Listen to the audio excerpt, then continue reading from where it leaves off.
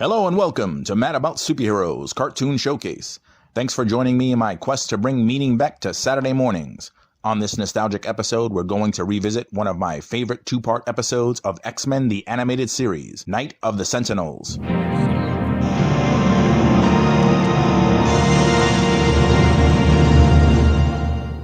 Written by Mark Edward Edens, who played a part in the development of the series and wrote many awesome episodes of X-Men the Animated Series, including Slave Island, The Cure, and The Final Dissension, to name but a few.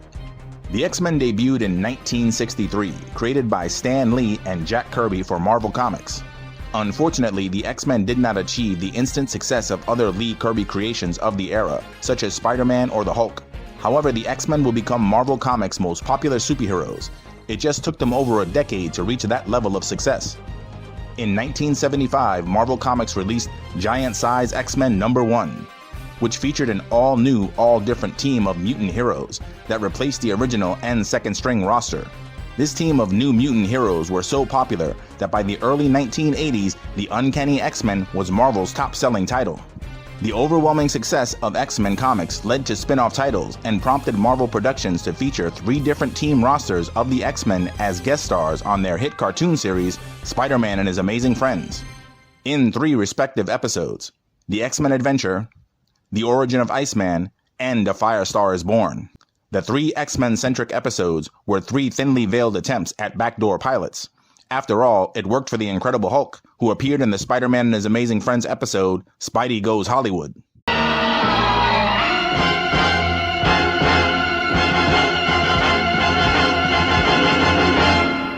Marvel Productions really tried their best to spin off an X-Men cartoon series in the 1980s. The X-Men's guest appearances on Spider-Man and His Amazing Friends was definitely essential in finally getting a pilot off the ground in the late 80s. Although Marvel Productions would have to use the budget for the 13th episode of their RoboCop cartoon series to produce the Pride of the X-Men pilot. Though the 1989 pilot wasn't picked up to a full series, it did however pave the way for the highly regarded 90s X-Men the Animated Series.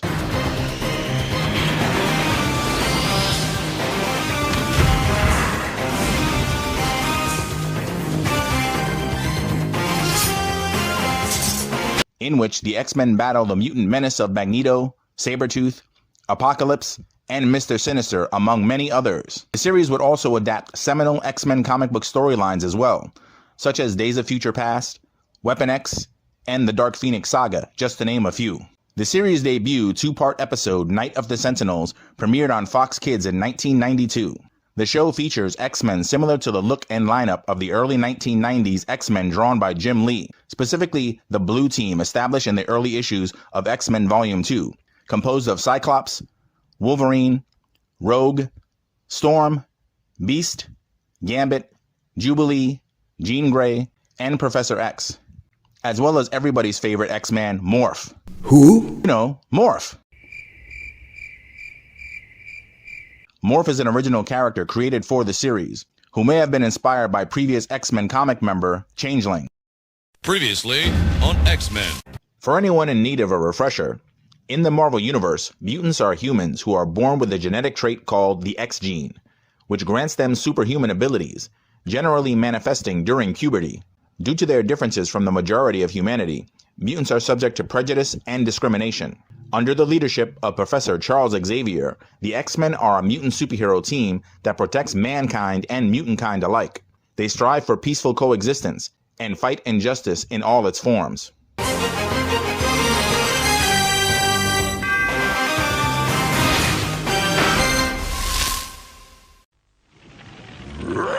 Today, the downtown area was rocked by another outbreak of violence. The fact that the perpetrator is believed to be a mutant has fueled current anti-mutant hysteria now growing nationwide. Fearing the powers of mutants, the Mutant Registration Act has been implemented by the government, forcing mutants to reveal their identities to the authorities. Ill-equipped to handle the situation and unknowing the nefarious intentions of the Registration Act, the adopted father of Jubilation Lee reports his daughter to the Registration Act when he discovers her powers, which leads to the teenage mutant, Jubilee, being targeted for apprehension by a Sentinel. The giant mutant hunting machine leaves a wake of destruction in its path. Find Identification error. Non-living objects. Begin tracking program. Jubilee? Is everything all right? They're ashamed of me. I thought they loved me. Upon locating Jubilee at the local mall, the Sentinel continues to wreak havoc while attempting to capture the young mutant. Luckily, Jubilee literally bumps into X-Men members Storm and Rogue, who leap into action to help her against her much larger adversary.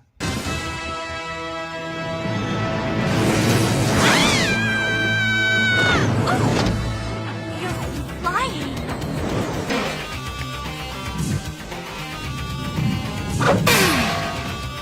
Did you see what she did? Yes, Rogue has a way with men. The ex-Gal pals are soon backed up by their teammate Gambit, the Ragin' Cajun. Though a valiant attempt is made to stop the metal monstrosity, the mutant heroes are unfortunately unsuccessful.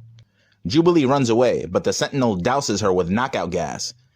As she passes out, the X-Men's team leader Cyclops intervenes and makes short work of the giant robot. Energy blast, huh? Here's one from a pro.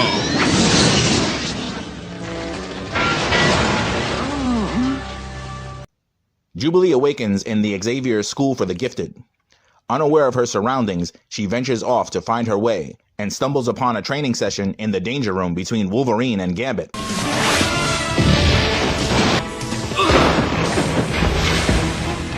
Tag, you're it. This game is over. Jubilee remembers Gambit trying to help her at the mall, but mistakes the sparring session for a real fight, and in an attempt to return the favor and help Gambit, she unleashes her full power on Wolverine. Is the child all right?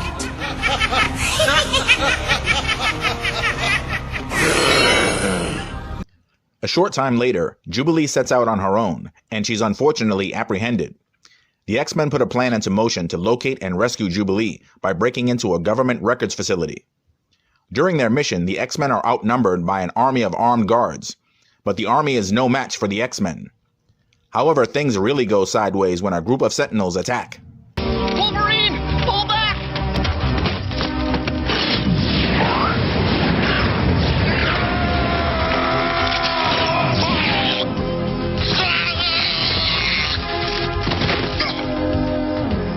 The X-Men suffer a devastating defeat. Though most of the team escapes, the Beast is captured and Morph is killed by a Sentinel. The X-Men regroup and formulate a new plan to rescue Jubilee. Cyclops lures out a Sentinel in order to follow it back to its home base in hopes of finding Jubilee and evening the score. The plan pays off, and the X-Men destroy the Sentinels and rescue Jubilee.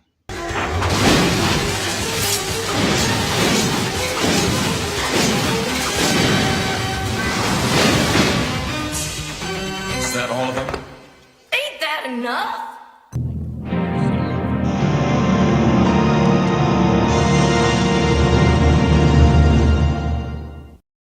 X-Men the Animated Series was so popular that you can get a VHS copy of Night of the Sentinels along with a mini comic book, a mini poster, and a trading card at Pizza Hut for only $4.99 with the purchase of any size pizza. The cross promotion made me go to Pizza Hut for the first time. The VHS copy featured an opening segment titled Creator's Choice, hosted by X-Men co-creator Stan Lee, along with other fellow X-Men collaborators. 30 years of history, you walk into Martin Goodman's office, you want to come up with the X-Men, you want to publish the book. How'd it come about? Really very strange. We had been creating comics. There was the Spider-Man, there was the Hulk, a few others, and it's very difficult to figure out how a superhero becomes a superhero. You can't keep having characters bitten by a radioactive spider or hit by a gamma ray or zapped by cosmic rays. Then it occurred to me there are such things as mutants. Well, if you could say, and we have, I think, 3 of them right here. If you could say that somebody is just a mutant, he was just born that way, that's a logical explanation, an easy explanation, and I can forget about radioactivity. Other tie-ins to X-Men the Animated Series were the awesome Toy Biz line of action figures that I had a hefty collection of. I also had to collect the comic book based on the cartoon series, titled X-Men Adventures, the first 2 issues of which adapted the Night of the Sentinels storyline, although there are some differences in translation from cartoon to comic book. such as the comic version of the story is told by the Marvel Comics character The Watcher, as if it's a what-if tale. The cartoon version's Danger Room sequence features Jubilee walking in on Gambit and Wolverine, but the comic book version has Gambit, Morph, and Beast training in the Danger Room, and Jubilee is not involved. Lastly, the comic version's death of Morph is a bit more graphically violent, and Morph has a premonition of his demise. X-Men the Animated Series has a very impressive ensemble cast of voice actors. Norm Spencer as Cyclops.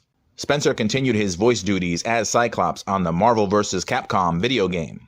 Cathal J. Dodd as Wolverine. Dodd also reprised the role of Wolverine for Marvel vs. Capcom. Lenore Zan as Rogue. Zan also provided the voice for Tigra on Avengers United They Stand. Iona Morris as Storm. Morris also provided the voice of Medusa on Fantastic Four. Chris Potter as Gambit. Potter also acted in front of the camera as well. He starred alongside David Carradine in the 90s revival of Kung Fu, The Legend Continues. And last but not least, George Buza as the Beast.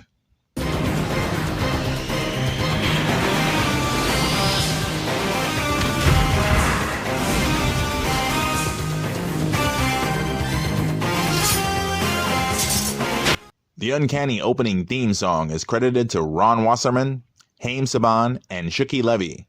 The trio also composed the theme for the live-action Saturday morning series, Mighty Morphin Power Rangers. The opening theme is so recognizable and synonymous with X-Men, it was used to cue the entrance of Professor X in Doctor Strange in the Multiverse of Madness. Our final member, Professor Charles Xavier.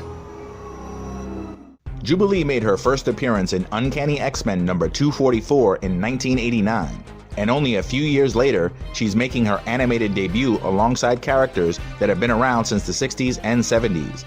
And the debut episode of the 90s series is focused around her character. Night of the Sentinels has some very obvious similarities to the aforementioned Pride of the X-Men pilot. The most glaring is the introduction of the X-Men to a teenage girl character. In Pride of the X-Men, it's Kitty Pryde, and in Night of the Sentinels, it's Jubilee. As progressive as the series was, both the '89 pilot and the debut two-part episode of the 90s series followed the dated 1970s Hanna-Barbera logic that led them to continuously insert kid characters specifically created to be representations of their young audience, as if we couldn't relate otherwise. Though it took Hanna-Barbera almost a decade to finally introduce actual teenage superheroes from the DC Comics, such as Firestorm and Cyborg, into the Super Friends, both respective 80s and 90s X-Men cartoons had the decency to pander to its audience with teen heroes originating from the source material. However, they did create Morph with a whole other intention. Wolverine, pull back!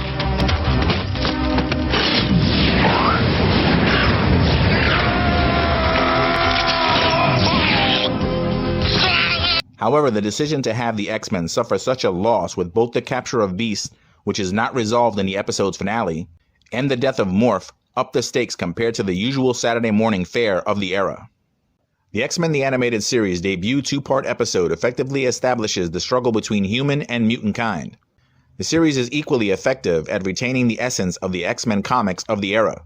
Its depiction of the Marvel mutants is spot on, such as the genius-level intelligence of the Beast. What is this weird place?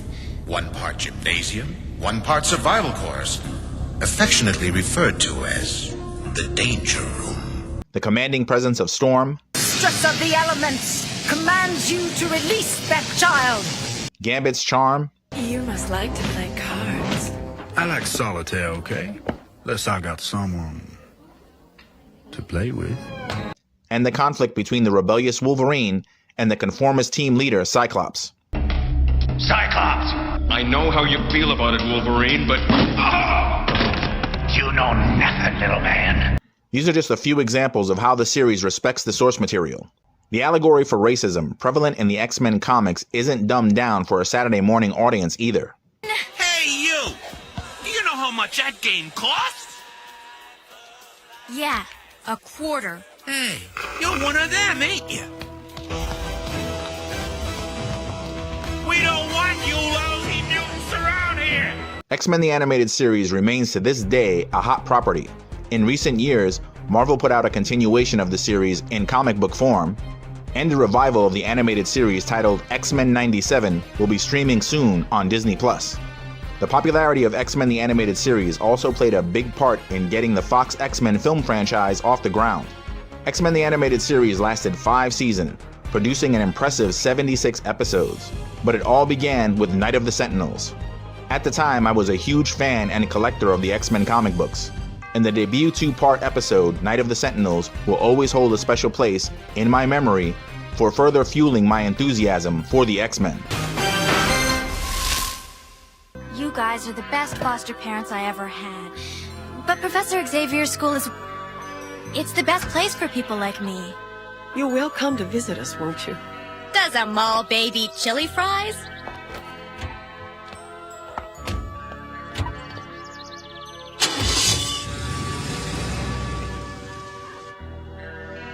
Jean. Back there with Beast and Morph. Do you think I did the right thing? You did what you had to do. So did they.